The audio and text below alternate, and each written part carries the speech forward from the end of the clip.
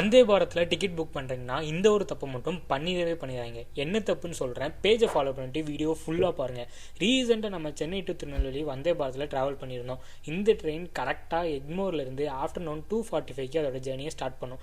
8 ஹவர்ஸில் திருநெல்வேலி ரீச் ஆகிரும். போன உடனே நமக்கு படிக்கிறதுக்கு நியூஸ் பேப்பர், குடிக்கிறதுக்கு வாட்டர் பாட்டில் கொடுத்துருவாங்க.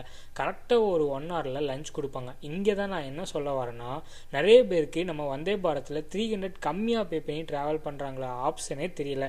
நம்ம டிக்கெட் புக் பண்ணும்போது ஃபுட்டோடு சேர்த்து 1610 காட்டும். நீங்கள் உங்கள் டீட்டெயில்ஸ்லாம் ஃபில் பண்ண பிறகு அதில் ஃபுட்டுன்னு ஒரு ஆப்ஷன் இருக்கும். அதில் நோ ஃபுட்டுன்னு கொடுத்தா 1355 நீங்கள் விபியில் ட்ராவல் பண்ணலாம். இதே மாதிரி தான் நான் ட்ராவல் பண்ணேன். போகும்போது நான் ஃபுட் எடுத்துகிட்டு போயிட்டேன். அப்படி உங்களுக்கு வயிறு பசிக்குதுன்னா ரயில்வே கேட்டரிங் சர்வீஸ் ட்ரெயின்லேயே இருப்பாங்க, அங்கே நீங்கள் வாங்கி சாப்பிட்டுக்கலாம். நான் பிஸ்கட் அண்ட் ஜூஸ் வாங்கியிருந்தேன், 30 ரூபா தான் ஆச்சு.